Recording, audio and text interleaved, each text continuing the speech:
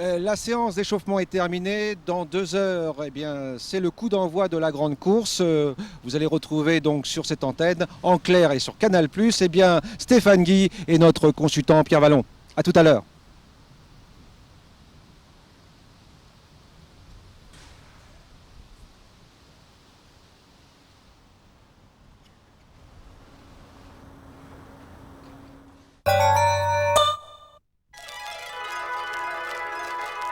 On peut pratiquer un sport de milliardaire sans avoir de bureau à Wall Street.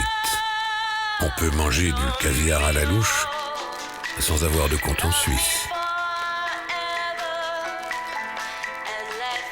Et on peut aimer les belles berlines sans avoir forcément besoin d'un chauffeur pour la garer.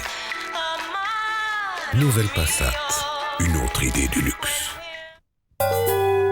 Beijing, c'est Pékin qui l'emporte. La délégation chinoise triomphe. La Chine communiste savoure en très grand sa victoire. De son côté, la délégation française est sonnée. On la disait gagnante, elle n'arrive qu'en 3e position. Une vraie débâcle pour Jospin, Chirac, Paris et toute la France qui disait oui pour Paris. Toute la France sauf un homme. André Guelfi. Il affirme aujourd'hui qu'il a fait perdre Paris.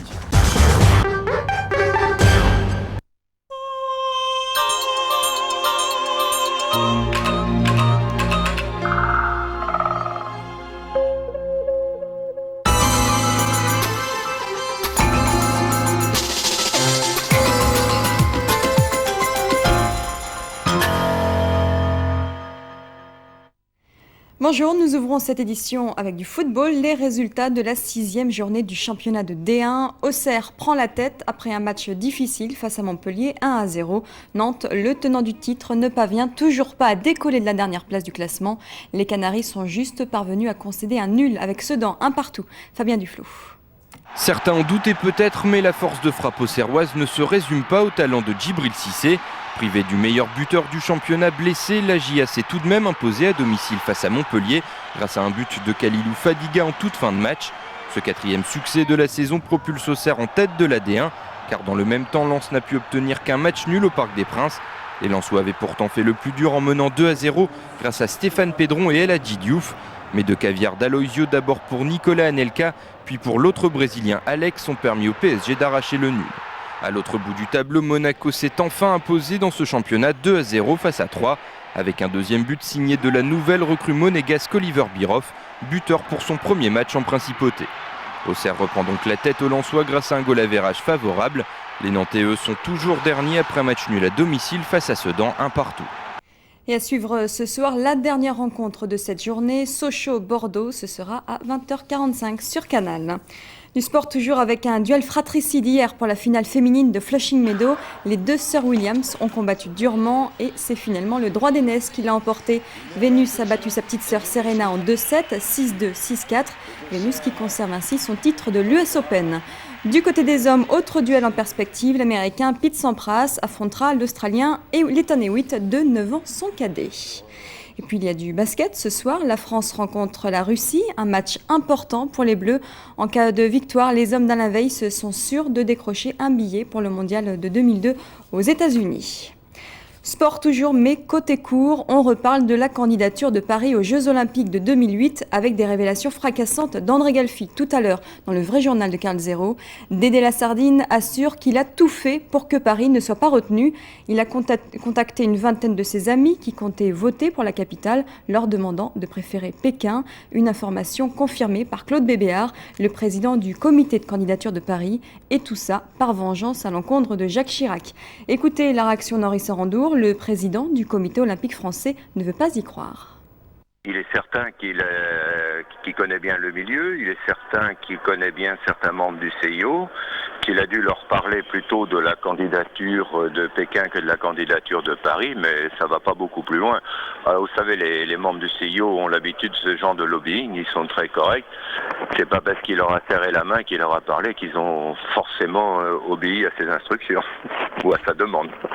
Un autre type de sport maintenant, fusil à la main et gibecière en bandoulière. Les chasseurs sont partis traquer les oiseaux ce matin. La chasse est ouverte dans 44 départements du territoire, sur fond de polémique, puisque cette année, la période de chasse des gibiers migrateurs a été réduite de plusieurs semaines. Politique, à présent, le troisième homme des présidentielles, c'est peut-être Jean-Pierre Chevènement. C'est en tout cas ce que révèle un sondage du journal du dimanche. Le président du mouvement des citoyens qui prononcera aujourd'hui son premier grand discours de campagne. Ce sera devant près de 3000 personnes sur le parvis du château de Vincennes. Des sondages pas du tout défavorables en revanche à Alain Lipietz. Le candidat des Verts arriverait derrière Brice Lalonde et Corinne Lepage au présidentiel.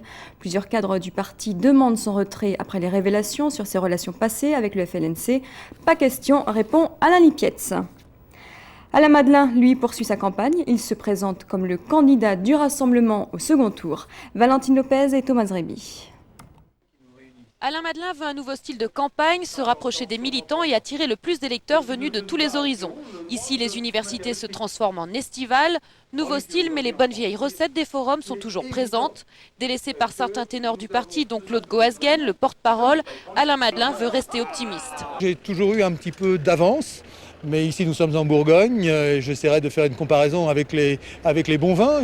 Au début, ils sont peut-être un peu fous, on les juge comme tels. Et puis un jour, on se dit, finalement, c'est un bon vin, il arrive à maturité. J'ai le sentiment que les idées que je porte dans la vie politique française sont les idées modernes, à maturité, dont la France a besoin.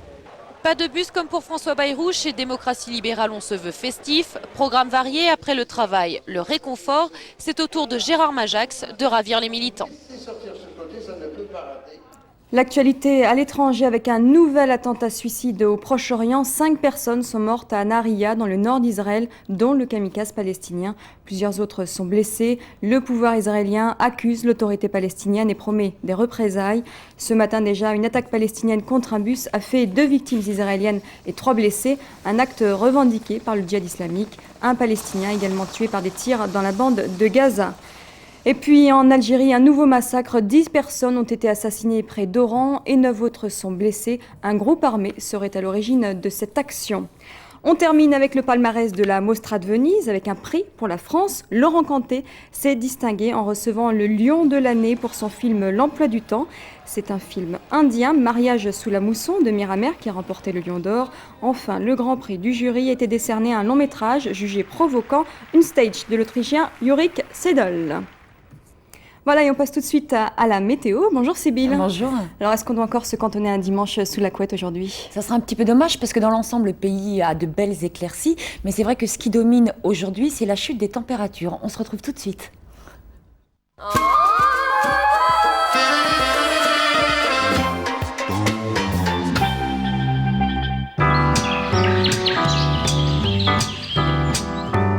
La météo avec Center Park. Ouh là là là là, il fait de plus en plus frais. Un front froid nous arrive de la mer du Nord. On aura par exemple 13 degrés à Langres. L'été nous semble décidément bien loin. Alors cet après-midi, de la Normandie à la Franche-Comté, les averses seront nombreuses. Il y aura également pas mal d'instabilité sur les reliefs, particulièrement sur les Pyrénées. Toujours du grand beau sur la Côte d'Azur et sur la Corse, au prix de vent pouvant souffler jusqu'à 100 km à l'heure. Ailleurs, les éclaircies domineront. On n'oublie pas sa petite Claine. Il fera seulement 14 degrés à Metz, 15 à Strasbourg, 17 à Paris, 19 à Lyon. Le maximum sera pour Perpignan où on attend 27 degrés. Quant à nous, on se retrouve ce soir à 19h40. Passez une très bonne après-midi. Center Park nous souhaite du bon temps. Et maintenant, dites-moi ce que vous voulez faire plus tard. Toi ? Astronaute. Ah, astronaute, bien. Thomas ? Pompier. Oui. Et toi, Louise ? Danseuse étoile. Une danseuse. Et Sébastien, qu'est-ce que tu veux faire ? Oh, Sébastien. Sébastien, qu'est-ce que tu veux faire ? Grandir.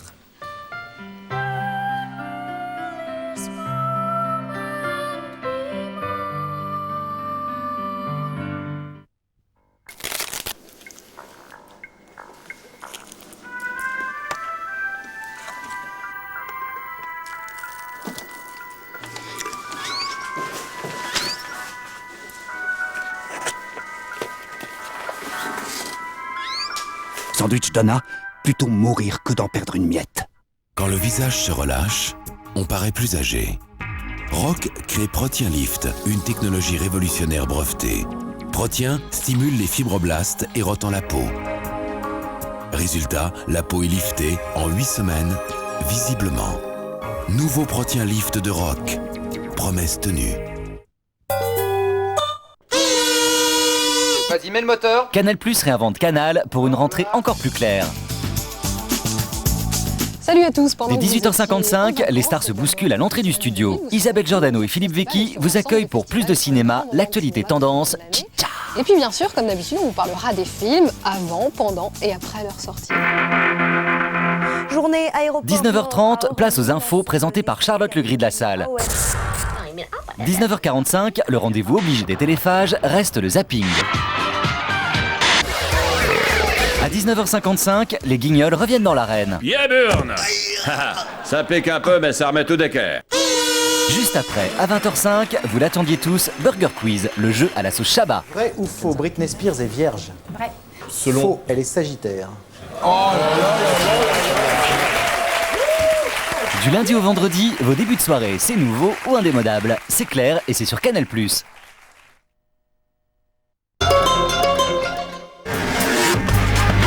Ce soir, les promus Sochaliens reçoivent Bordeaux pour la 6e journée du championnat de France de D1. Football toujours, mais européen cette fois, dans l'équipe du dimanche, suivi de jours de rugby et de D2 Max. Vous pouvez y arriver. Un pacte avec le diable? Non. Quoi de plus normal dans le monde des ténèbres?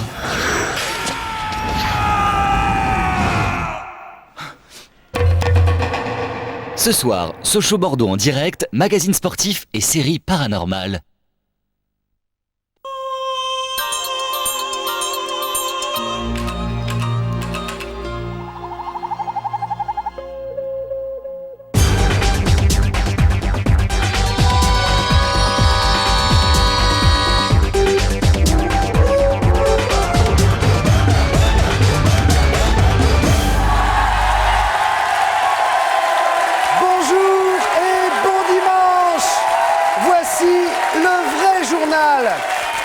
Tout de suite, pour nos amis fans de techno, de musique de jeunes, voici le remix de l'actualité de la semaine. L'information mène à la désinformation. Information sobre l'information mène à la désinformation.